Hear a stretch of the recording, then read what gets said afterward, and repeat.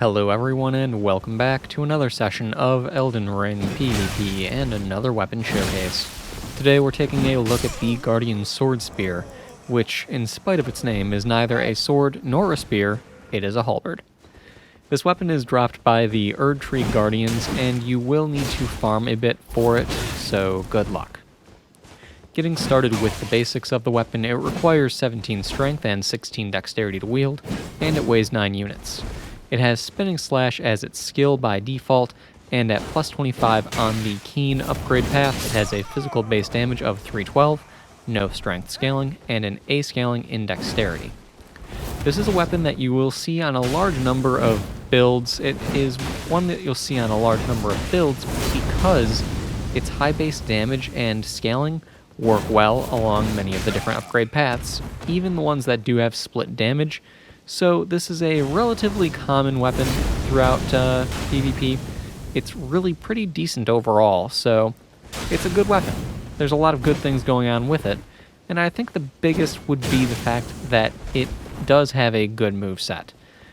I will say that the moveset is also one of the cons, but I'll explain why in a minute.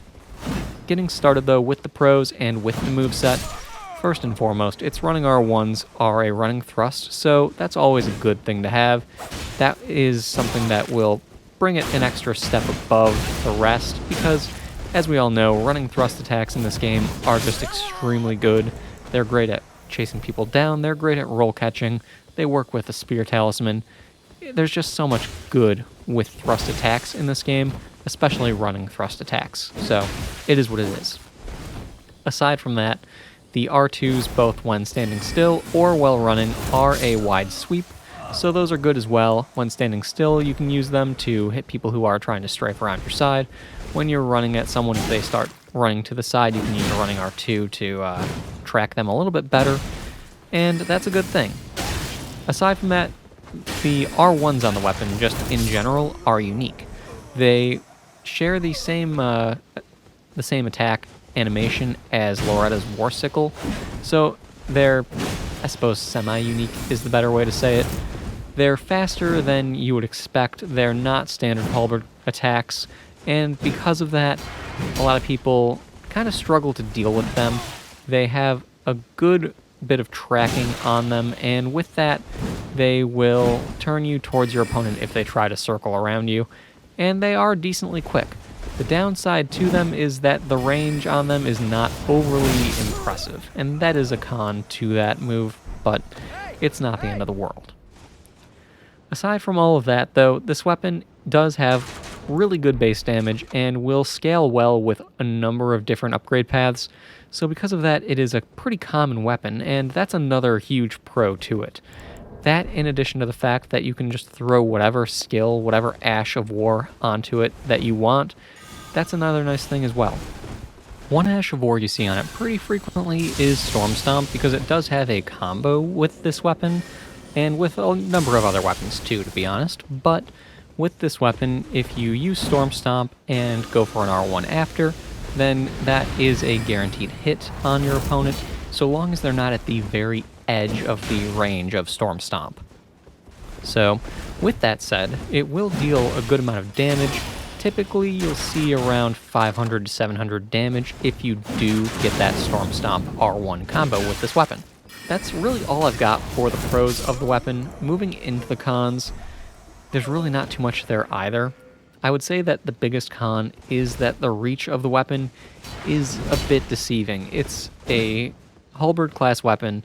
It looks like a spear, so you would think that its R1s have good range on them, but at the end of the day, it's a bit short as far as the range because the moveset just causes them to be short. If it were a thrust, then it would have a bit more reach to it, but it isn't, so that's something you need to bear in mind. The reach is kind of just mediocre in spite of how it looks, so it is what it is. That all said, it's still a really good weapon overall.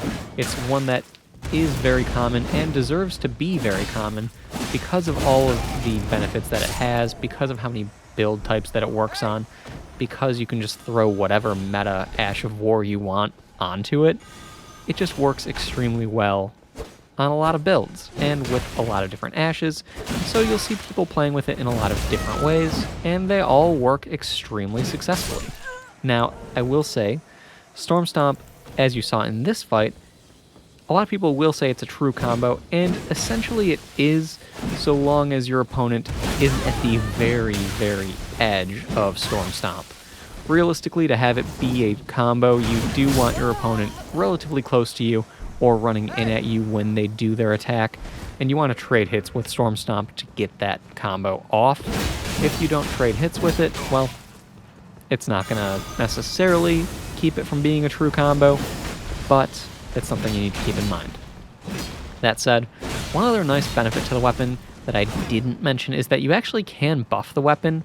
That's something that is nice to have with this weapon because it is just another way to add even more damage to it. The damage on this weapon, because of its high base damage and because of its good scaling, is quite impressive. So, that's all I've got. That said, this is the last fight in the video right here. I hope you guys have enjoyed this one, found it helpful in one way or another. If you have, then please give it a like, subscribe, do all that YouTube stuff, feed the algorithm, you know the drill by now. And yeah, I appreciate you all stopping by.